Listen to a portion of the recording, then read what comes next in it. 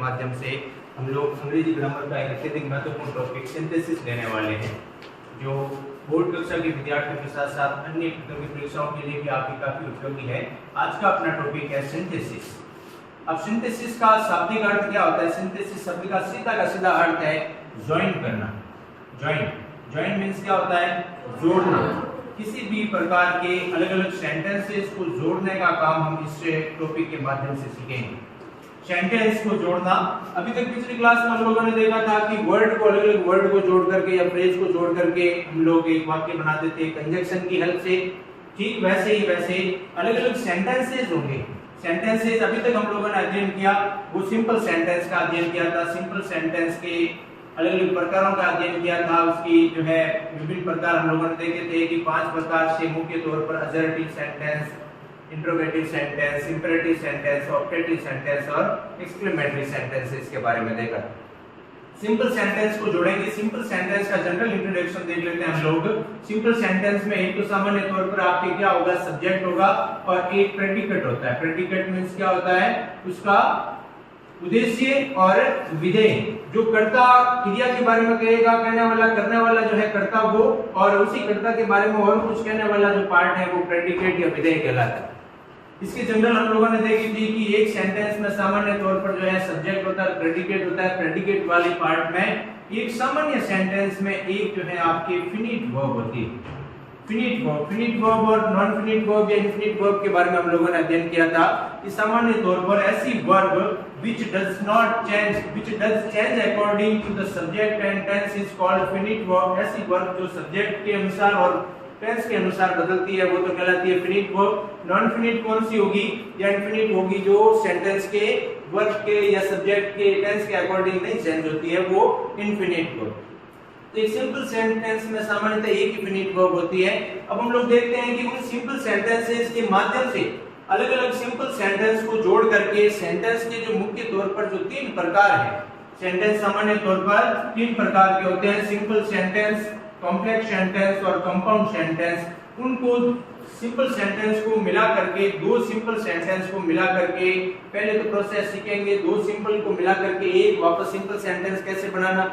अब वापस सिंपल बनाएंगे तो इसका मतलब क्या होगा? एक इनफिनिट वर्ब होगी, उसको इनफिनिट में कन्वर्ट करना होगा। 2 सेंटेंस होंगे तो 2 फिनिट वर्ब होगी अलग अलग। फिर दूसरा हम लोग देखेंगे कि जो आपकी सिंपल सेंटेंस है, 2 सिंपल सेंटेंस को मिला करके एक कॉम्प्लेक्स सेंटेंस बनाना है, ठीक है, और 2 सिंपल सेंटेंसेस को मिला करके कंपाउंड सेंटेंस बनाना। ये प्रोसेस हम लोग जो है इस कक्षा के माध्यम से देखेंगे। अब सबसे पहली बात ये आती है कि ये सेंटेंसेस होते क्या है? सिंपल सेंटेंस में, कंपाउंड सेंटेंस में और कॉम्प्लेक्स सेंटेंस में सामान्यतः अंतर क्या होता है?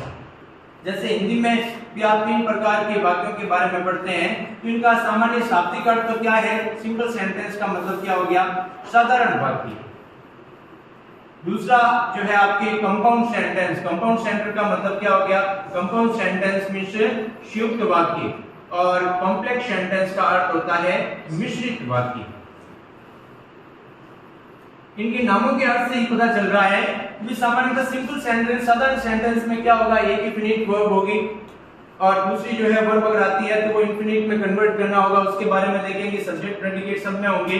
कंपाउंड सेंटेंस आपके क्या है? कंजक्शन के माध्यम से 2 सेंटेंसेस को जोड़ा हुआ होगा, और कॉम्प्लेक्स सेंटेंस में मिश्रित जो है आपके फिनिट, एक से अधिक फिनिट वर्ब हो सकती है, 2 या 2 से अधिक भी हो सकती है, उसे हम लोग जो है कॉम्प्लेक्स सेंटेंस कहेंगे। इसको और अच्छे से इन एग्जांपल के माध्यम से हम लोग समझते हैं। ये सेंटेंस एक साधारण वाक्य आपके सामने दे रखा है, His car is born in honor। इस सेंटेंस में मुख्य वर्ब जो है वो यहाँ पर born है या फिनिट वर्ब काम कर रही है। ये सब्जेक्ट हो गया His car is, और ये पूरा का पूरा आपके पार्ट क्या हो गया? प्रेडिकेट हो गया। दूसरा है the moon was bright and we could see our way। 2 sentence दे रखे हैं, 2 क्लॉजेस को जोड़ रखा है। पहले में जो है आपके वर्ब कौन है? was है, और दूसरे में जो है see है। इन दोनों जो है वर्बों को आपके इस कंजक्शन एंड के माध्यम से जोड़ा गया है। दोनों इनफिनिट वर्ब है अलग अलग। तीसरे सेंटेंस देखिए, night came on, rain fell heavily and we all got very wet। इसमें come, इसमें fall और इसमें डेट, ये तीन वर्ब में जो है फिनिट वर्ब है जिनको हम लोगों ने देखा कि कंजंक्शन एंड के माध्यम से जोड़ा गया है। फिर चौथा sentence, they rested when evening came, एक रेस्ट है और एक केम, इनको कंजंक्शन सबऑर्डिनेट जो है आपके क्लॉजेस व्हेन के माध्यम से जोड़ा गया है। फिर देखते हैं, as the boxers advanced into the ring the people said, अगले पेज पे, people said they would not allow them to fight, एक तो अलाउ और एक इसमें जो है आपके बॉक्सर एडवांस और एक पीपल शेड, ये तीन जो है वर्ब में आपके सामान्य तौर पर एक सेंटेंस में आ रखी है और कंजंक्शन जो है सबऑर्डिनेट कंजंक्शन का प्रयोग करते हुए जोड़ा गया है, ऐसे वाक्य प्रारंभ कर रखा है। लास्ट में एक सेंटेंस है, Anil called eight 5:30 and I told him, एक कॉल एक टोल्ड और एक गॉन। तो आपने सेंटेंसेस में नोटिस किया है कि सामान्य तौर पर एक ही आपके वर्ब आती है, फिनिट वर्ब आती है, तब उस अवस्था में वो सेंटेंस होता है आपके सिंपल सेंटेंस। सिंपल सेंटेंस कब होगा? एक ही फिनिट वर्ब होगी सामान्य तौर पर फिनिट वर्ब। फिनिट और इनफिनिट का अंतर हम लोगों ने देख लिया कि वर्ब जो है which change according to the subject और tense is called finite verb, जो सब्जेक्ट के अनुसार और टेंस के अकॉर्डिंग चेंज होती हो वो है आपकी फिनिट वर्ब। और इनफिनिट वर्ब कौन सी है? जो चेंज नहीं होती हो। तो एक सेंटेंस में एक ही फिनिट होती है सिंपल सेंटेंस में, बाकी जो कॉम्प्लेक्स सेंटेंस है उनमें एक से अधिक हो सकती है। The moon was bright and we could see, इसमें दो जो है आपके वर्ब हैं लेकिन वो कंजंक्शन फिर जो है आपके कंजंक्शन से जुड़ी हुई है, तो ये आपके किस प्रकार का सेंटेंस हो? कंपाउंड सेंटेंस हो गया, ठीक है। Night came on and fell heavily and we all, ये सारे के सारे कंजंक्शन एंड से जुड़े गए हैं, तो कंजंक्शन से जोड़ सकते एक से अधिक जो है फिनिट वर्ब होती है, तब उस अवस्था में सेंटेंस होता है आपके कंपाउंड सेंटेंस, संयुक्त वाक्य। संयुक्त यानी जोड़ा हुआ साधारण वाक्य। और मिश्रित में क्या होगा? यानी एक जो है आपके मेन क्लॉज तो होगा, एक फिनिट वर्ब तो होगी, फिनिट वर्ब के साथ साथ जो है और भी फिनिट वर्ब होगी, और उन फिनिट वर्बों को इस प्रकार के सबऑर्डिनेट जो कंजंक्शन होते हैं उनसे अगर जुड़ा हुआ होता है तो वो आपके कॉम्प्लेक्स सेंटेंस है। यानी एडवांस, सेड और उसके बाद जो है ये अलाउ, ऐसे अधिक फिनिट वर्ब है, लेकिन उन फिनिट वर्ब को जो है इस प्रकार के सबऑर्डिनेट कंजंक्शन से जुड़ा हुआ होता है, तो वो सेंटेंस आपके कहलाते हैं कॉम्प्लेक्स सेंटेंस, मिश्रित वाक्य। सरल भाषा में देखा जाए तो साधारण वाक्य कौन होगा? साधारण वाक्य होगा जिसमें सामान्यतः एक फिनिट वर्ब हो और सब्जेक्ट प्रेडिकेट सब में होना ही होना है। संयुक्त वाक्य कौन होगा? एक से अधिक फिनिट वर्ब होगी लेकिन उसको कंपाउंड जो है कंजंक्शन के माध्यम से जुड़ा हुआ होगा, और सबऑर्डिनेट क्लॉजेस या कंजंक्शन के माध्यम से अगर किसी सेंटेंस को जोड़ा जाता है, एक से अधिक फिनिट वर्ब होती है, दो भी हो सकती है, दो से अधिक भी हो सकती है, तो वो आपकी क्या होगा? कॉम्प्लेक्स सेंटेंस होगा, मिश्रित वाक्य होगा। ये तो जनरल इंट्रोडक्शन है कि वाक्य किस किस प्रकार से हो सकते हैं। अब हम लोग जो सिंथेसिस की प्रक्रिया में हैं, अब हम सीखना प्रारंभ करेंगे कि आपको एक से अधिक सिंपल सेंटेंसेस को मिला करके एक सिंपल सेंटेंस है। सबसे पहला जो इसमें तीन आपकी तरह के सेंटेंसेस बनाने होंगे, सिंपल सेंटेंस ही होंगे सब में, तो एक से अधिक सिंपल और सिंपल को मिला करके आपको इस प्रकार से वापस सिंपल सेंटेंस ही बनाना है। दूसरी प्रोसेस में सीखेंगे सिंपल से सिंपल को मिला करके कंपाउंड सेंटेंस बनाने की प्रक्रिया। तीसरे में हम लोग सीखेंगे सिंपल को सिंपल से मिला करके कॉम्प्लेक्स सेंटेंस बनाने की प्रक्रिया। ये प्रोसेस सिंथेसिस के टॉपिक में हम लोग सीखने वाले हैं। तो सबसे पहला जो हम लोग प्रक्रिया देखते हैं कि दो सिंपल सेंटेंसेस को मिला करके एक वापस सिंपल सेंटेंस कैसे बनाया जाए। अब सिंपल सेंटेंस की अभी हम लोगों ने विशेषता देखी कि सिंपल सेंटेंस में सामान्य तौर पर क्या होगा? एक इनफिनिट वर्ब होगी।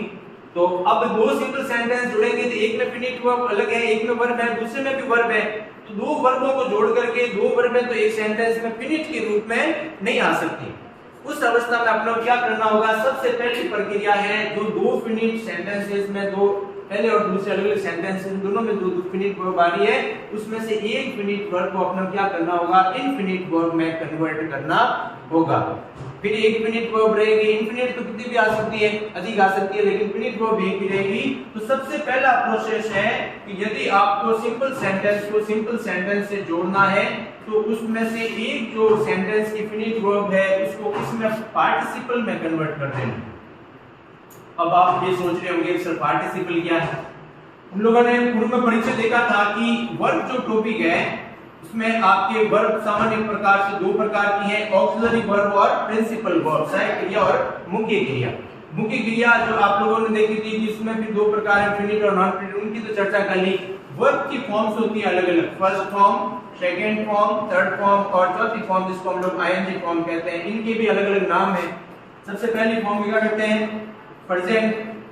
सेकंड फॉर्म को कहते हैं पास्ट। थर्ड फॉर्म को कहते हैं पास्ट पार्टिसिपल। कौन सा पार्टिसिपल? Past participle. और फोर्थ फॉर्म जो आईएनजी से कहते हैं उसे हम लोग कहते हैं प्रेजेंट पार्टिसिपल।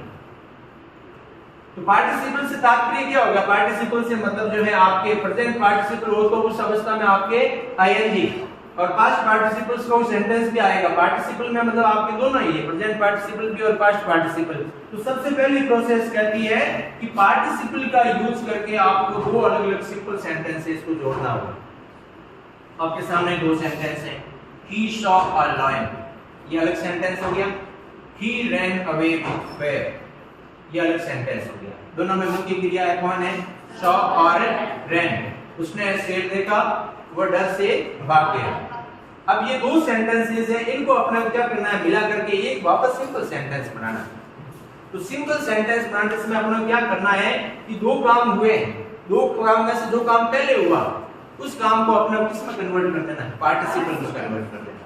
तो सी की पार्टिसिपल मतलब सॉ, यहाँ पर सेकंड फॉर्म आ रखी है कि प्रेजेंट के, तो प्रेजेंट पार्टिसिपल में कन्वर्ट करते हुए, तो कन्वर्ट पार्टिसिपल में कन्वर्ट करते अपना सेंटेंस किस प्रकार से बन जाएगा?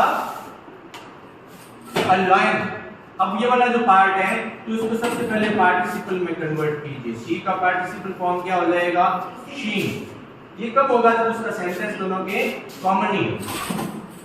शीइंग अ लायन, देखो हिंदी में पहले तो बनाइए, उसने शेर देखा, वो डर से भाग गया। हम लोग क्या कहेंगे? शेर देखते ही भाग गया, शेर को देखते ही वो डर से भाग गया, या शेर को देखकर डर से भाग गया। तो सीइंग अ लायन ये वाला पार्ट हो गया। फिर सेंटेंस सब्जेक्ट जो है वो आपके कॉमन है, seeing a lion he ran away with fear, ये एज इट इज वापस आ जाएगा। He ran away with fear, with fear. ठीक है, तो आपने नोटिस किया कि ये जो सेंटेंस आपके सामने दो, उसमें जो सेंटेंसेस थे दोनों में जो फिनिट वर्ब, एक में सॉ थी, एक में आपके रैन थी। तो एक में से एक जो पहले वाली काम हो रहा है उसको वर्ब को पार्टिसिपल में कन्वर्ट कर देना है। फिर जो दोनों का सब्जेक्ट कॉमन ही था, तो शेर को देखते हुए या शेर को देखते ही वह डर से भाग गया।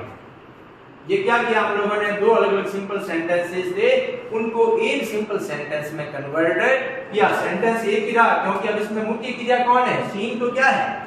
नॉन फाइनाइट या इनफिनिट वर्ब है। मेन वर्ब कौन है यहाँ पर? रैन। एक ही मेन वर्ब जो सामान्य तौर पर फिनिट के रूप में एक सेंटेंस में सिंपल में आती है। कंपाउंड में कॉम्प्लेक्स में एक से अधिक आएगी जो किसी न किसी प्रकार से जुड़ी हुई होगी। इसी प्रकार के एग्जांपल्स है present participle, I reached home, I took off my clothes। अभी हम लोगों ने पार्टिसिपल के प्रकार देखे थे। I reached home, I took off, दो वर्ब हैं, एक तो reach और एक took। तो उस कंडीशन में हम लोग क्या करेंगे? इसको कन्वर्ट कर देंगे पार्टिसिपल में। reaching home,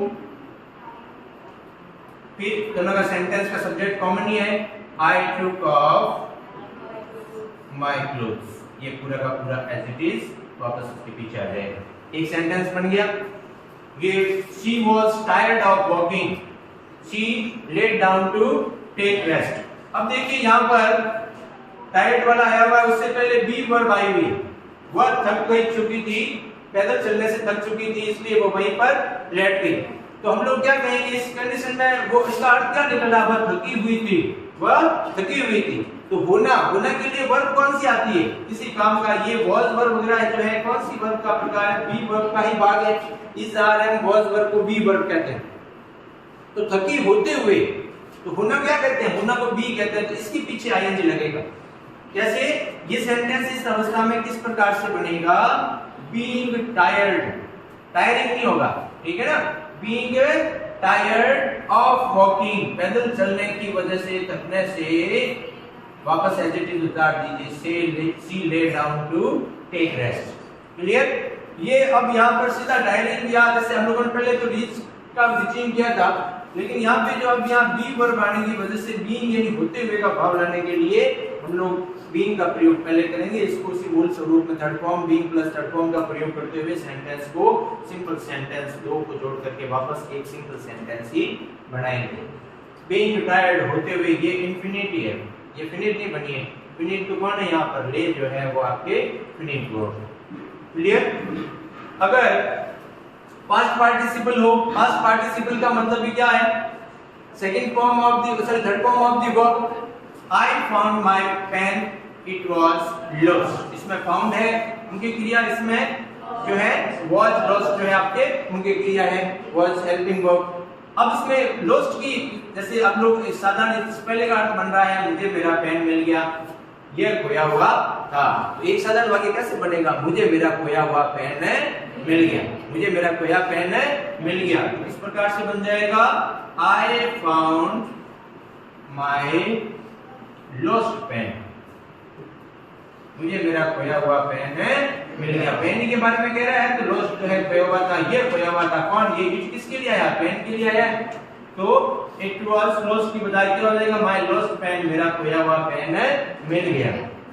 दूसरा नेक्स्ट सेंटेंस देखिए, he was dead body, it was covered with white shirt। he saw और was covered, ठीक है। तो he saw a dead body, it was covered with a white shirt।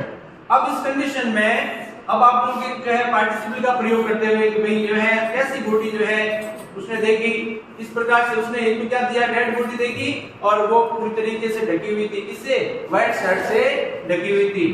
तो he saw a dead body covered with white shirt। He saw a dead body covered with a white shirt। उसने जो है white shirt से ढकी हुई dead body देखी। तो मुख्य क्रिया यहाँ पर क्या होगी, आपके शो होगी, ठीक है। फिर है परफेक्ट पार्टिसिपल सेंटेंसेस को जोड़ना हो। परफेक्ट पार्टिसिपल कौन हो, क्या आपके थर्ड फॉर्म वाले पार्ट है। I finished my dinner, I went to sleep। मैंने अपना डिनर पूर्ण किया, खा लिया और उसके बाद चला गया। तो डिनर करते हुए, finishing my dinner I went to sleep। Finishing my dinner I went to sleep, ठीक है। फिनिशिंग यानी समाप्त करते हुए। Ram was punished by his teacher, he felt sorry। अब ये जो सेंटेंस है वो किस प्रकार का है बेटा, पैसिव का, पैसिव में लिखा हुआ है। एक्टिव में लिखे हुए हो तो इस तरीके से कीजिए, ऊपर के दो लोगों ने तरीके देखे। अगर वही सेंटेंस कैसा हो, पैसिव में हो कि Ram was punished by his teacher, Ram को उसके अध्यापक के द्वारा पीटा गया, तब उस अवस्था में पैसिव का सेंटेंस होने पर हम लोग क्या करते हैं कि जो आपके साधारण जो सेंटेंस होता है उसमें या तो बीइंग का प्रयोग करते हैं या बीइंग का प्रयोग करते हैं एक्टिव से पैसिव में कन्वर्ट करते समय, ठीक है। तो being punished bye teacher Ram felt sorry, अध्यापक जी के द्वारा पीटे जाने से राम ने क्या महसूस जो है उसे काफी दुख महसूस हुआ। तो being punished bye teacher Ram felt sorry. Being punished bye teacher Ram felt, यहाँ ही की जगह फिर राम आ जाएगा, तो राम ही को पीटा गया था। तो being punished bye teacher Ram felt sorry, अध्यापक की पीटे जाने से उसने राम ने जो है काफी दुख महसूस किया, ठीक है। फिर देखिए ये था आपके पार्टिसिपल के माध्यम से, यानी आईएनजी में कन्वर्ट करके या बीइंग आईएनजी में थर्ड फॉर्म में कन्वर्ट करके। अब जो है अगर आपके कोई फिनिट वर्ब आती है तो उसको इनफिनिट में किस प्रकार से कन्वर्ट किया जाए। अब इनफिनिट वर्ब कौन सी होती है, सामान्य तौर पर जो है सब्जेक्ट के अकॉर्डिंग और टेंस के अकॉर्डिंग चेंज नहीं होती है। तो सब्जेक्ट के अनुसार टेंस के अकॉर्डिंग चेंज नहीं हो उसे नॉन फिनिट या इनफिनिट वर्ब कहते हैं। अब इनफिनिट वर्ब एक तो दो तरीके से, एक तो आईएनजी वाली फॉर्म के माध्यम से या किसी वर्ब से पहले हम लोग अगर टू लगा देते हैं तो टू के बाद हमेशा वर्ब की कौन सी फॉर्म आती है, फर्स्ट फॉर्म आती है। जैसे कोई भी सेंटेंस है, the motive of this function was to, इस फंक्शन का जो है मोटिव था to make the people aware, to make people, लोगों को अवेयर करना, जागरूक करना। तो वाज टू, यहाँ पे जो टू के बाद जो वर्ब आएगी वो सामान्य तौर पर वर्ब की फर्स्ट फॉर्म होगी और वो इंफिनिट वर्ब होगी, ठीक है ना। I want to go there, want मुख्य क्रिया है, गो इंफिनिट वर्ब है, ठीक है ना। I want to go there, अब चेंज होगा, आई की जैसे मान लो सी हो जाए तो she wants to go there, want का वांट्स हो जाएगा लेकिन वो का कुछ चेंज नहीं होगा, तो चेंज नहीं होती, इंफिनिट वर्ब है। तो इंफिनिट वर्ब में कन्वर्ट करके भी हम लोग जो है दो सिंपल सेंटेंस को एक सिंपल सेंटेंस बना सकते हैं। कैसे? टू लगा करके, पहला लो ही टू करना है, यहाँ मुख्य क्रिया इंफिनिट वर्ब, इसमें एक में टू है एक में वांट है, ठीक है ना। इस सेंटेंस में वांट यहाँ पर मुख्य क्रिया है, किल ऑलरेडी ये भी नॉन फिनिट के रूप में आ रही है, ठीक है ना।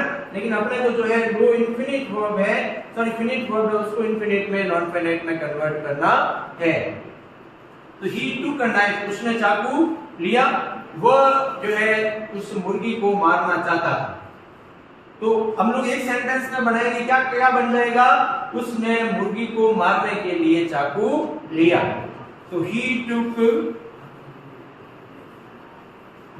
a knife to, अब wanted me to kill them, अब चाहता था। उस सेंटेंस को वापस हिंदी में भी हम लोग प्रयोग नहीं करते, हिंदी का भी सरल वाक्य बनाते कैसे बना, जैसे कुछ अवस्थाओं में जरूरत नहीं है, अगर बार इंग्लिश हिंदी में भी बना करके आप लोग चेक कर लीजिए, है ना, कि वो उसने चाकू जो है मुर्गी को मारने के लिए लिया। अब मारने के लिए लिखो और वापस हिंदी में भी ऐसे लिखते हैं, उसने मुर्गी को मारने के लिए चाकू, मुर्गी को मारने के लिए चाहता चाकू लेना था, चाहता शब्द अनावश्यक है, उसने मुर्गी को मारने के लिए चाकू लिया। तो उसमें हम लोगों ने जो है एक, ये तो किल का प्रयोग किया है, टुक का टुक तो मैन यहाँ पे इंफिनिट वर्ब रहेगी और ये इन है। दूसरा सेंटेंस है, क्या कह रहे हैं, टू के बाद वर्ब की फर्स्ट फॉर्म ही आएगी हमेशा। टू से वर्ब से पहले ये प्रीपोजिशन कभी नहीं लगता है। प्रीपोजिशन का अर्थ क्या होता है, जो नाउन या प्रोनाउन से पहले लग करके, नाउन और प्रोनाउन से पहले लग करके दूसरे उसी सेंटेंस के दूसरे नाउन और प्रोनाउन के साथ में संबंध बताए। वर्ब से पहले जो है आपके प्रीपोजिशन नहीं लगते हैं तो उस अवस्था में वो वर्ब जो है आपके इनफाइनाइट वर्ब है, ठीक है। फिर है he is very weak, he cannot walk, he is very weak, he cannot walk। अब इस सेंटेंस में वो बहुत कमजोर है और वह चल नहीं सकता, तो हम लोग क्या कहेंगे, वह इतना कमजोर है कि वह चल नहीं सकता। अब नहीं सकता का भाव तो आएगा नहीं, लेकिन जब हम लोग एक कंजक्शन का प्रयोग करते थे टू का, इसका मतलब इतना की, और वापस नेगेटिव सेंटेंस नॉट ड्राई शब्द नहीं आते थे, लेकिन इसका हिंदी अर्थ ये बनता था। कैसे, he is, टू की जगह हो जाएगा, सॉरी वेरी की जगह हो जाएगा too, he is too weak. अब ये कैन नॉट का प्रयोग करने की आवश्यकता नहीं है, इंफिनिट बनाने के लिए टू लगाया और वॉक। अब दो वर्ब है, एक वॉक है और एक इज है। इज यहाँ पर फिनिट वर्ब है और वॉक यहाँ पर इंफिनिट में कन्वर्ट कर दी गई है। यहाँ पे तो फिनिट वर्ब थी, ही कैन नॉट वॉक, वह चल नहीं सकता, लेकिन यहाँ टू लगाने के बाद इंफिनिट में कन्वर्ट कर दी गई, ठीक है। नेक्स्ट कहता है, जैसे और एग्जांपल दे रहे हैं, he wants to study, he इसी के एग्जांपल है, he wants to study, he has gone to Delhi, वह पढ़ना चाहता था और वह दिल्ली क्या गया, चला गया या जा चुका है, ठीक है। तो सेंटेंस इसको पहले he has gone to Delhi, वह दिल्ली चला गया, किसके लिए, he has gone to Delhi to study, he has gone Delhi to study, पढ़ने के लिए दिल्ली चला गया। ये सेंटेंस है, अब इसमें आपके गॉन जो है वो फिनिट वर्ब है और टू स्टडी, स्टडी शब्द जो इसको हम लोगों ने क्या कर दिया, इंफिनिट में कन्वर्ट कर दिया। ऑलरेडी इंफिनिट था इस सेंटेंस में भी, ठीक है। Okay, I am living for Calcutta, I shall live there, मैं कलकत्ता के लिए निकल रहा हूं, मैं वहां रहूंगा। तो एक साधारण वाक्य कैसे बनेगा हिंदी का, मैं जो है कलकत्ता रहने के लिए निकल रहा हूं, मैं कलकत्ता रहने के लिए निकल रहा हूं। निकल रहा तो मुख्य क्रिया हो गया, कहां तक, I am living for Calcutta to live there, to live there. अब ये लिव जो था उसके आगे टू लगा करके हम लोगों ने इंफिनिट में कन्वर्ट कर दिया, ठीक है। The book was very difficult, she could not understand, to say क्या the book was too difficult to understand, या book was too difficult for her, ये इसका पार्ट भी लिखेंगे, the book was too difficult for her to understand, ठीक है, या to लगा करके अंडरस्टैंड को इंफिनिट में कन्वर्ट कर देंगे, समझ रहे हो? ठीक, नेक्स्ट, अब जो है नेक्स्ट रूल कहता है नॉमिनेटिव एब्सोल्यूट कंस्ट्रक्ट करके। नॉमिनेटिव एब्सोल्यूट करने से तात्पर्य क्या है कि भाई जो है आपके सेंटेंस में सामान्य स्वतंत्र रूप से जो है नॉमिनेटिव से क्या किसे कहेंगे, जो कर्ता होते हैं, पार्टिसिपल के पहले जो है प्रयोगकर्ता अगर एक से अधिक जो है इस सेंटेंस में अलग अलग करता है, अभी तक हम लोग जोड़ रहे थे उसमें दोनों सेंटेंस में कॉमन सामान्यता करता थे, अब एक से अधिक जो है आपके कर्ता आते हैं तो उस कंडीशन में उन एक कर्ता क्या करते हैं कि उसको एक कर्ता का प्रभाव जो है मुख्य रूप से क्रिया पर रहेगा, दूसरे का रहता नहीं है, तो उनको साथ में जो है जोड़ करके इसी कर्ता के बारे में बात जो है करते हुए, उसी कर्ता के बारे में कुछ बात बताते हुए उसको फिनिट वर्ब का वो कर्ता होता नहीं, जैसे अभी सेंटेंस है द सनसेट, ये अलग हो गया, सूर्यास्त हुआ, the stars came up in the sky, जो है आसमान में तारे छा गए, तो सूर्य के बारे में वापस जो है सूर्य के अस्त होते ही तारे आ गए, तो उस समय जो है हम लोग सेंटेंस को किस प्रकार से कन्वर्ट करेंगे, द सन हैविंग सेट होते हुए, द सन हैविंग सेट, फिर कॉमा लगा करके दूसरा सेंटेंस एज इट इज। अब वो एक कंडीशन में क्यों नहीं बना सकते, क्यों अब यहाँ पर जो है हम लोगों ने इसको जो है हैविंग सेट होते हुए, हैविंग यहाँ पार्टिसिपल जो है इंफिनिट वर्ब का इंफिनिट में कन्वर्ट करते हुए इस सेंटेंस को जोड़ देंगे, the sun having set the stars came up in the sky, comma लगा करके एज इट इज। दूसरा sentence police arrived the decades ran away, दो है पुलिस का पहुंचना और डाकुओं का भागना, तो पुलिस हैविंग अराइव्ड, पुलिस के पहुंचते होते हुए कॉमा लगा करके फिर जो है as it is the decades ran away, ठीक है, तो police having arrived the decades ran away. और देखिए इसी प्रकार के teacher was absent the boys didn't work, दो काम है, टीचर वाज एब्सेंट या वाज की क्रिया के रूप में कार्य कर रहा है या वर्क जो है मुख्य क्रिया के रूप में काम कर रहा है, तो अध्यापक जी के एब्सेंट होते हुए क्या हो जाएगा, द टीचर बीइंग, होते हुए के अर्थ में अभी हम लोगों ने देखा था कि वाज वर्क की जगह पर आपको बीइंग का प्रयोग करना है, तो टीचर बीइंग एब्सेंट, हैविंग नहीं आएगा, हैविंग उस कंडीशन में आता जब आपके यहां पर सीधी क्या होती,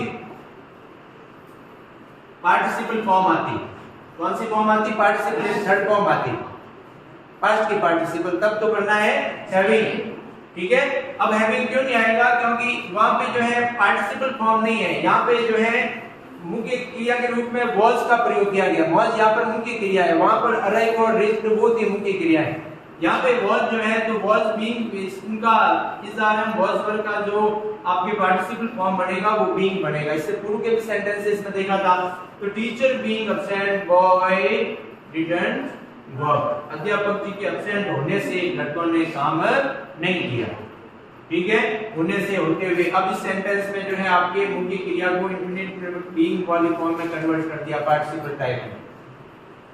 the captain was killed, the army fled, अब इस सेंटेंस में the captain was killed, captain को मार दिया गया, सेंटेंस कैसे लिखा हुआ है, पैसिव में लिखा गया, सेंटेंस पैसिव में।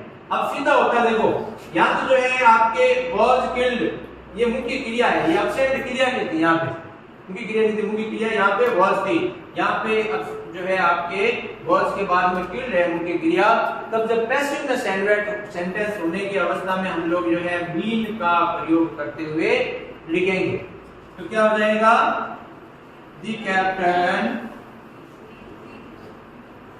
Having been killed, having been killed, having, अभी कुछ आप सोच रहे होंगे having कैसा आया सर, having इस वर्ब की थर्ड फॉर्म की वजह से आया, इसमें मुख्य क्रिया है ये was मुख्य क्रिया के रूप में काम करे तब तो being लगाओ, was जो है वो मुख्य क्रिया के रूप में नहीं है, यहाँ पर मुख्य क्रिया कौन है, किल है, सेंटेंस पैसिव का, इस वजह से आपको कंफ्यूज कर रहा है। अगर जो है ऐसे होता कैप्टन किल स्नैक, तो वो तो एक्टिव का सेंटेंस होता, किल मुख्य क्रिया रूप में काम करती। इसमें जो है हम लोग एक्टिव से इन पैसिव में कन्वर्ट करते हैं। सब क्या करते हैं, सामान्यतः he killed a snake, ये एक्टिव का सेंटेंस, इसमें मुख्य क्रिया कौन है, किल, सिंपल पास्ट टेंस।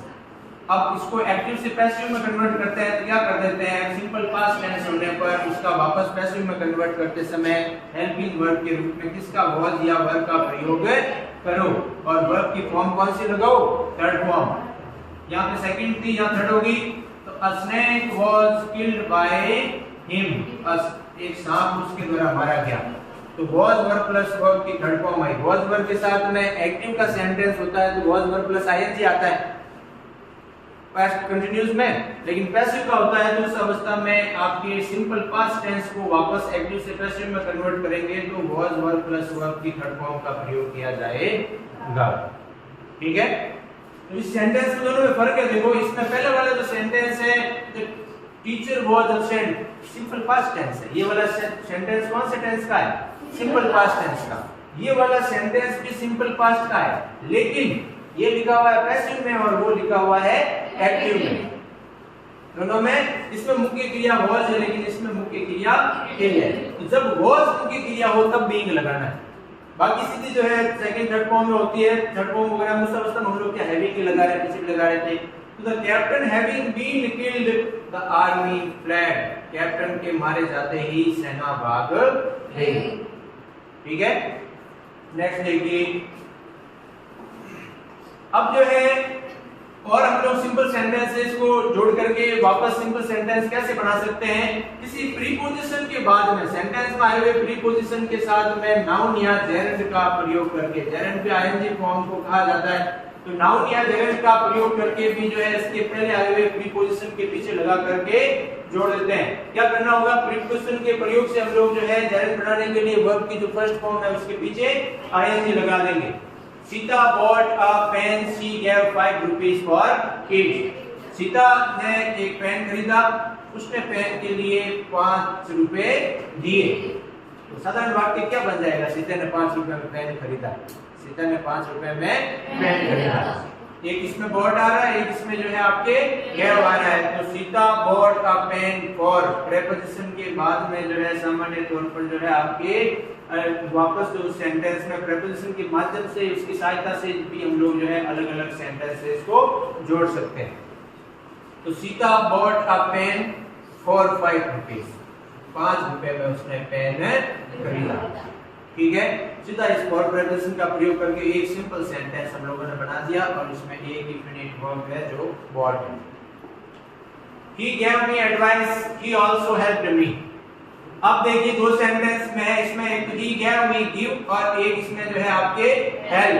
तो he gave me advice, he also helped me। तो हम लोग क्या कहेंगे कि उसने जो है एडवाइस देने के साथ साथ मेरी मदद भी की, साथ साथ। तो साथ साथ के लिए कौन सा प्रीपोजिशन यूज में लेते हैं, दो काम किए, उसने मदद भी की और क्या दी, सलाह भी दी। तो इसके अलावा या के साथ साथ अलावा का भाव व्यक्त करने के लिए हम लोग प्रीपोजिशन बिसाइड्स का प्रयोग करते हैं। बिसाइड्स, देखो बिसाइड दो जो है इसके आपके प्रीपोजिशन है। एक तो बिसाइड, बिसाइड का मतलब होता है पास में, किसी के पास में बैठना। बिसाइड्स यानी के अलावा, के साथ साथ, इसी के अलावा भी। तो बिसाइड्स गिविंग मी एडवाइस यानी एडवाइस देने के साथ साथ he also helped me। अब इसमें help और give दो है तो give को ing में कन्वर्ट जो है gerund के रूप में कन्वर्ट कर दिया। प्रीपोजिशन के बाद में हम लोग जो है वर्ब की फर्स्ट फॉर्म को या जो भी सेकंड फॉर्म है उस फॉर्म को वर्ब की फर्स्ट फॉर्म के साथ ing लगा करके gerund में कन्वर्ट कर देंगे। तो सहायता, सलाह देने के साथ साथ उसने मेरी मदद भी की। The moon rose, rose यहाँ पर मुख्य क्रिया है। Their journey was not ended, was ended ये जो है मुख्य क्रिया है ended। तो मून जो है सूर्यास्त, जो सूर्य रोज, रोज यानी क्या होता है, राइज यानी उगना, चंद्रमा के उगने से चंद्रोदय हो गया। फिर उसके बाद है their journey was not ended, उनकी यात्रा खत्म नहीं हुई थी। तो हम लोग क्या कैसे कह सकते हैं, सूर्योदय से पहले उनकी यात्रा खत्म नहीं हुई थी। तो द सन रॉज, ये पहला पूर्ण सेंटेंस हो गया, before the end of that journey, उनकी यात्रा की समाप्ति से पहले सूर्योदय हो गया। तो मुख्य क्रिया यहाँ रोज रही, और इस सेंटेंस में जो है एंड वाला प्रयोग करने की, यहाँ एंड सेंटेंस में सामान्यतः यहाँ तो एंडेड मुख्य क्रिया के रूप में थी, लेकिन यहाँ before end of, and sentence को नाउन में कन्वर्ट कर दिया गया वर्ब को हटा करके, वर्ब वाले स्वरूप से, यानी उनकी जो है जर्नी चंद्रोदय से पूर्व समाप्त हो गई। Sita had felt, she heard the news of her failure. Sita Sita जो है वो फेंटेड, बेहोश हो गई, और उसने she heard the news of her failure, अपनी अनुत्तीर्ण होने की सूचना को, खबर को सुना। तो अपने अनुत्तीर्ण होने की खबर को सुनते ही ऑन हियरिंग, ऑन प्रीपोजिशन का प्रयोग कर लिया, ऑन हियरिंग, हर्ड को जो है सुनते हुए, on hearing the news of her failure, अपने असफलता की न्यूज को सुनते हुए सीता बेहोश हो गई। ठीक है, He has failed many times, वो कई बार अनुत्तीर्ण हुआ है, he still hopes to succeed, और वो कई बार हुआ है और अभी भी वो जो है सफल होने की आशा करता है। तो होने के बावजूद भी, बावजूद के लिए कौन सा प्रीपोजिशन का प्रयोग करते हैं, in spite of या despite of। in spite of, in spite of का मतलब क्या होता है, कि बावजूद भी, और किसी चीज के होने के बावजूद भी। तो in spite of many failures, बहुत बार अनुत्तीर्ण होने के बावजूद भी वो आशा करता है। यहाँ पर होप जो है वो फिनिट वर्ब के रूप में, एक ही फिनिट वर्ब के रूप में काम कर रहा है, और उसी को रखा गया, और फेल्ड जो था उस फेल्ड को आप इन लोगों ने क्या किया, मुख्य क्रिया था उसको जो है फेलियर के रूप में, नाउन के रूप में कन्वर्ट कर दिया गया। तो प्रीपोजिशन लगाने के बाद जो है सामान्यतः दोनों में से जो दो आपके फिनिट वर्ब है उसको एक को जो है किस में कन्वर्ट कर दीजिए, या तो नाउन में कन्वर्ट कर दीजिए या जेरंड के रूप में कन्वर्ट कर दीजिए। इसमें हम लोगों ने एंड नाउन के रूप में कन्वर्ट कर दिया, और इसमें हियर जो वर्ड है उसको जेरंड के रूप में कन्वर्ट कर दिया। इसमें पुनः वापस किस में कन्वर्ट कर दिया, नाउन में कन्वर्ट करके दो फिनिट को एक फिनिट ही रखा। और इसमें फिनिट कौन सी रही, इसमें ये रोज रही, और इसमें जो है आपके फेंटेड रही, और इसमें आप लोगों की कौन सी रही, होप रही, आशा रही। नेक्स्ट, यदि जो है आपके पैसिव की हम लोगों ने पहले ही बात कर ही ली है कि अगर पैसिव में सेंटेंसेस हो तो आपको जो है हैविंग का प्रयोग करते हुए या बीइंग जो है प्लस थर्ड फॉर्म का प्रयोग करते हुए सेंटेंस को कन्वर्ट करना है। ही वाज अवॉर्डेड, ये अब सेंटेंस है, ही वाज अवॉर्डेड, पैसिव में सेंटेंस दे रखा है। प्रीपोजिशन की बात कर रहे हैं, वो पहले हम लोगों ने बात की थी साधारण पार्टिसिपल पैसिव में सेंटेंस हो तो he was given a trophy, तो उसको जो है पैसिव वाले प्रीपोजिशन से जोड़ता हुआ सेंटेंस हो तो उस अवस्था में क्या होगा, किस प्रकार से प्रीपोजिशन जोड़ करके पैसिव के सेंटेंस को भी कन्वर्ट करना है। कैसे, he was awarded, उसे सम्मानित किया गया, he was given a trophy, तो हम लोग कैसे वो अलग अलग वाक्य, उसे सम्मानित किया गया, उसे ट्रॉफी दी गई, तो एक साधारण वाक्य कैसे बनेगा, उसे ट्रॉफी देकर के सम्मानित किया गया, उसे ट्रॉफी देकर सम्मानित किया गया। सम्मानित किया गया मुख्य क्रिया होगी, और जो पहले ट्रॉफी दी गई उसको देकर मतलब आईएनजी फॉर्म लगा करके इसको किसमें कन्वर्ट कर दिया गया, non finite infinite sorry finite verb में, फिनिट को इनफिनिट में कन्वर्ट कर दिया गया। कैसे, he was awarded, ये तो मुख्य क्रिया के रूप में रखी गई, he was awarded being given, ठीक है ना, he was given हुआ था, पैसिव का सेंटेंस था, उसमें being का प्रयोग करके उसको जो है आप लोगों ने किसमें कन्वर्ट कर दिया, इनफिनिट में कन्वर्ट कर दिया गया था, चेंज नहीं।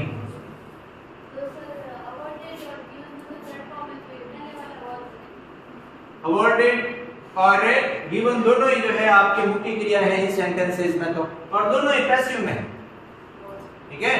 तो अब जिसमें दो काम हो रहे हैं, एक को सम्मानित किया गया, एक उसको ट्रॉफी दी गई, है ना।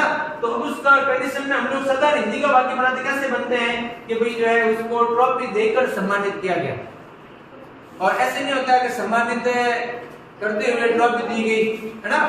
साधारण हिंदी का वाक्य क्या है, उसे ट्रॉफी देकर सम्मानित किया गया, तो ही वाज अवॉर्डेड, उसे सम्मानित किया गया, ये मुख्य क्रिया के रूप में रही, और देते हुए ट्रॉफी देते हुए उसको जो है इनफिनिट में कन्वर्ट कर दिया गया। और बाय प्रेपोजिशन लगा देंगे। You helped me, I would have failed. You helped me, तुमने मेरी मदद की, आई वुड हैव फेल्ड, मैं फेल्ड हो जाता। तो क्या कहेंगे, मैं तुम्हारी मदद के बिना फेल हो जाता। के बिना का भाव लाने के लिए प्रेपोजिशन कौन सा होता है, आपके विदाउट। तो I would have failed without your help, मैं तुम्हारी मदद के बिना फेल हो जाता। आई वुड हैव फेल्ड, ये पूरा का पूरा सेंटेंस आपके क्या रह गया, सामान्यतः मुख्य क्रिया के रूप में लिखा इसको तो, और हेल्प जो क्रिया थी उसको जो है हेल्प में कन्वर्ट कर दिया, नाउन में कन्वर्ट कर दिया, तेरी मदद के बिना। एक तो मदद करना को हेल्प कहते हैं, और सिर्फ जो मदद नाउन है उसको भी हेल्प ही कहते हैं, है ना। एक तो मदद करना तो हेल्प, हेल्पिंग, इस प्रकार से ये चेंज होगी। लेकिन उसने मेरी मदद की, अब उसमें तो मदद की तो तब तो है हेल्पिंग, और जो है उसने मैंने उसकी मदद मांगी, तो मदद यहाँ पर क्या हो गया, नाउन हो गया। यहाँ नाउन के रूप में कन्वर्ट करके इसको चेंज कर दिया गया, ठीक है। फिर जो है हम लोग जो है कई बार सेंटेंसेस में नाउन या फ्रेज को एपोजिशन के रूप में कन्वर्ट करते हैं। अब एपोजिशन से तात्पर्य क्या है, आपकी क्या होगा, नाउन या फ्रेज को उस नाउन में सामान्य तौर पर एक दूसरे के आसपास रख देते हैं, तो उसे जो है आपके नाउन का या फ्रेज का एपोजिशन करना कहलाता है। एपोजिशन से तात्पर्य क्या है, एक पूर्ण वाक्य नहीं होकर के हम लोगों ने सेंटेंस बोल दिया, this is my friend, his name is Ram, ठीक है। अब this is my friend Ram, ये मेरा मित्र है और उसका नाम राम है, सीधा कह सकते हैं राम मेरा दोस्त है, राम मेरा दोस्त है। तो दिस इज माय फ्रेंड, ये मेरा मित्र राम है, this is my friend Ram, ये मेरा मित्र रामा है।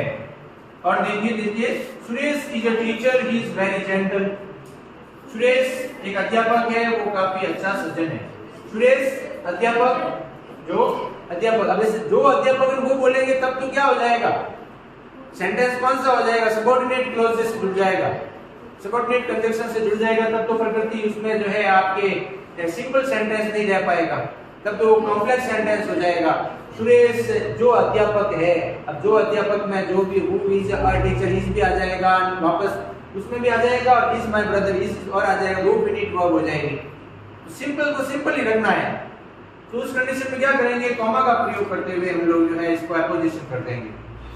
दो नाउन को, एक ये नाउन था सुरेश और एक टीचर भी नाउन, दोनों नाउन को पास पास में रख देंगे, तो वो साथ में सुरेश जो है साथ में से पूर्व आती है, आपके वर्ब आती है, और वर्ब दो प्रयोग नहीं हो सकती, एक ही वर्ब प्रयोग में ले सकते हैं। तो उस अवस्था में अपना क्या करना है, इन कॉमास का प्रयोग करके इसको एपोजिशन करना कहते हैं। ये सुरेश जो एक अलग नाउन हो गया, टीचर अलग नाउन हो गया, टीचर इसी सुरेश को वापस क्वालिफाई कर रहा है। सुरेश कौन सा, जो टीचर है, सुरेश और teacher is very gentle, Suresh अध्यापक एक सज्जन पुरुष है, ठीक है। फिर इसी प्रकार के एग्जांपल है, my brother went to Jaipur, my brother went to Jaipur, Jaipur is the capital of Rajasthan. तो माय ब्रदर इस प्रकार से हो जाएगा, my brother went to Jaipur, comma लगा करके द कैपिटल ऑफ राजस्थान। इस लगाने की जरूरत नहीं है, क्योंकि यहाँ पर वेंट के क्रिया के रूप में आ सकता है, दो हो जाएंगे। तो जयपुर कौन सा, कॉमा लगा करके the capital of Rajasthan, my brother went to Jaipur the capital of Rajasthan. ये भी इसी प्रकार का है। Mahatma Gandhi was a great leader, he is called the father of nation, किस प्रकार से हो जाएगा, महात्मा गांधी, फिर comma a great leader, Mahatma Gandhi a great leader is called, अभी जाएगा क्योंकि इस अभी प्रयोग में ले रहा है, इससे पहले नहीं लिया था। Mahatma Gandhi a great leader is called the father of nation, Mahatma Gandhi महान नेता भारत के राष्ट्रपिता कहलाते हैं, ठीक है। ये अपोजिशन करना कहलाएगा। और अगला देखिए, बाय यूजिंग एन एडवर्ब और एडवर्बियल फ्रेज, हम लोग सिंपल सेंटेंसेस को एडवर्ब का प्रयोग करके भी, एडवर्ब कौन, जो वर्ब को क्वालिफाई करेगा, या एडवर्बियल फ्रेज क्या हो गया, शब्दों का समूह। फ्रेज से तात्पर्य क्या है, फ्रेज मतलब क्लॉजेस के रूप में, क्लॉजेस में सेंटेंस, क्लॉजेस और फ्रेज। फ्रेज क्या है, जिसका अपने आप में पूर्ण जो है सब्जेक्ट और प्रेडिकेट नहीं हो, वो फ्रेज कहलाती है। और आपके एडवर्बियल फ्रेज का, एडवर्ब वाले शब्दों का प्रयोग करते हुए, उनके ग्रुप ऑफ वर्ड का प्रयोग करते हुए सेंटेंसेस को जोड़ सकते हैं। कैसे? एडवर्ब, एडवर्ब का मतलब क्या है? क्रिया विशेषण, जो क्रिया की विशेषता बताएगा। पहला सेंटेंस कह रहा है ही डिजर्व टू सक्सीड, वह सफल होना डिजर्व करता था। ही फेल, वह अनुत्तीर्ण हो गया। तो अब इसमें क्या हुआ? डिजर्व करता था, फेल हो गया। वह जो है बिना डिजर्व किए हुए भी फेल हो गया, मतलब डिजर्व करता था लेकिन फिर भी फेल हो गया।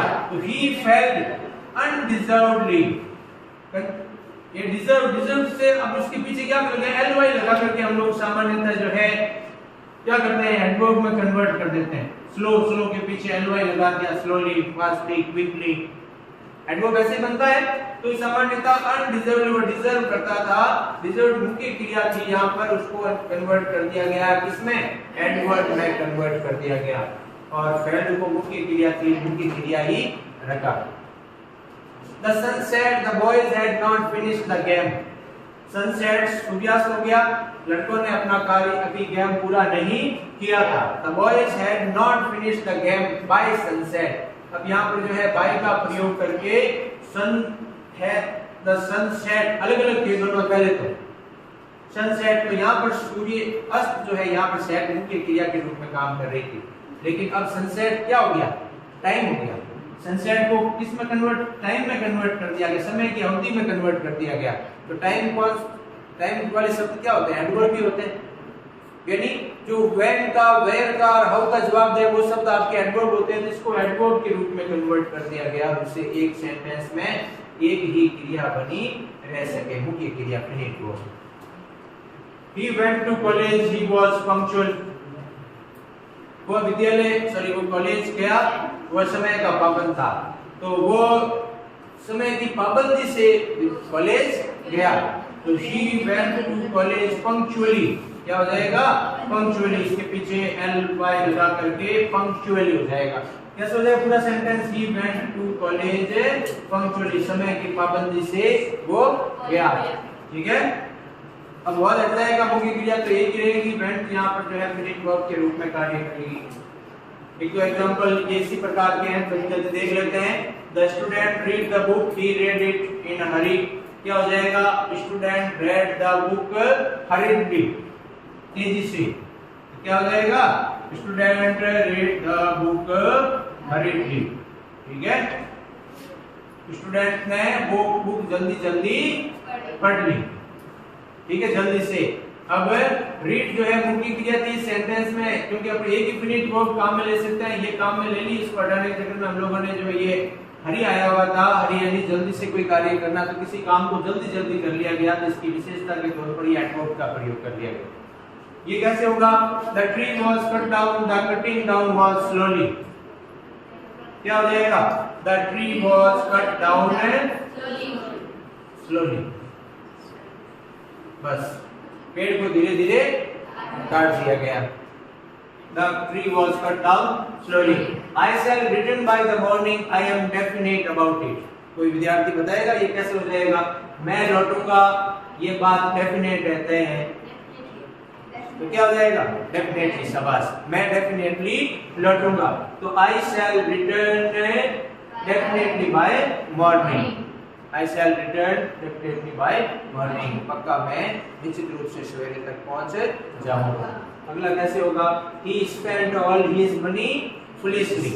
उसने मूर्खता से सारे पैसे खर्च कर दिए। तो एडवर्ब के माध्यम से उसको एडवर्ब या एडवर्ब फ्रेज में कन्वर्ट करके भी दो सिंपल सेंटेंस को एक सिंपल सेंटेंस में कन्वर्ट किया जा सकता है। फिर जो है एडजेक्टिव का प्रयोग करते हुए, एडजेक्टिव से तात्पर्य क्या होता है? विशेषण। विशेषण किसको क्वालिफाई करता है? नाउन या प्रोनाउन को, जो संज्ञा और सर्वनाम की विशेषता बताए उन शब्दों को विशेषण कहेंगे। तो इसका प्रयोग करके भी हम लोग जो है सामान्यतः किसी की विशेषता बताते हुए, जो सेंटेंस का सब्जेक्ट के नाउन या प्रोनाउन आया हुआ है उसकी विशेषता बता करके दो सिंपल सेंटेंस को एक सिंपल सेंटेंस में कन्वर्ट कर देंगे। कैसे? A boy came to my office. The boy was blind. एक लड़का मेरे ऑफिस आया, लड़का अंधा था। हिंदी में सेंटेंस को सिंपल सेंटेंस बना के बताना। एक अंधा लड़का मेरे ऑफिस में आया। बस सिंपल हो गया। Blind boy came to my office. बस ये ब्लाइंड किसी के लिए आया हुआ है, लड़के के लिए। इन सब की चीजों की आवश्यकता नहीं है, इसको इसी के साथ में शामिल कर दिया गया, एडजेक्टिव के रूप में साथ में जोड़ दिया गया नाउन से पहले। तो एडजेक्टिव की मदद से भी हम लोग जो है दो सेंटेंस को एक सेंटेंस में कन्वर्ट कर देते हैं। दो अलग अलग वाक्य थे, है ना। तो भाई ये सेंटेंस बोल दिया कि उसने एक शर्ट खरीदा, उसका शर्ट लाल था। दोनों सेंटेंस को एक सेंटेंस बनाकर उसने लाल शर्ट खरीदा। तो लाल शब्द शर्ट शब्द की विशेषता बता रहा नाउन की, तो उसी के साथ में ऐड कर दिया गया। Ram gave a rupee to man, the man was honest। Ram ने एक व्यक्ति को पैसे दिए, वो व्यक्ति ईमानदार था। क्या हो जाएगा? राम ने ईमानदार व्यक्ति को पैसे दिए। कैसे हो जाएगा? Ram gave a rupee to an honest man। Honest हो जाएगा तो एक ही जगह एन आने लग जाएगा, क्योंकि ध्वनि वॉवेल्स की हो जाएगी। साधारण वाक्य क्या बन जाएगा? Ram gave a rupee to an honest man। The police caught a thief, the thief was notorious। तो police caught a notorious thief। Police ने जो है एक शरारती चोर को पकड़ा। ठीक है, ये सामान्य तौर पर आपके सिंपल सेंटेंसेस को, दो सिंपल सेंटेंसेस को मिला करके एक सिंपल सेंटेंस बनाने की प्रोसेस आज की कक्षा में हम लोगों ने पढ़ी। और नेक्स्ट क्लास में हम लोग जो है दो सिंपल सेंटेंस को मिला करके कंपाउंड सेंटेंस और दो सिंपल सेंटेंस को मिला करके कॉम्प्लेक्स सेंटेंस बनाना सीखेंगे। एग्जाम में इसी प्रकार के क्वेश्चन होंगे। जो एग्जाम्पल उदाहरण हम लोगों ने दिए हैं, तो इसी प्रकार से एग्जाम के मेथड को ही ध्यान में रख करके उसमें ब्रैकेट में लिखा हुआ होगा सिंपल, ब्रैकेट में अगर लिखा हुआ होगा सिंपल, तो उन दोनों सेंटेंस को सिंपल सेंटेंस में कन्वर्ट करना है। कंपाउंड लिखा है तो कंपाउंड में कन्वर्ट करना है, कॉम्प्लेक्स लिखा है तो कॉम्प्लेक्स में कन्वर्ट करना है। ठीक है, थैंक यू।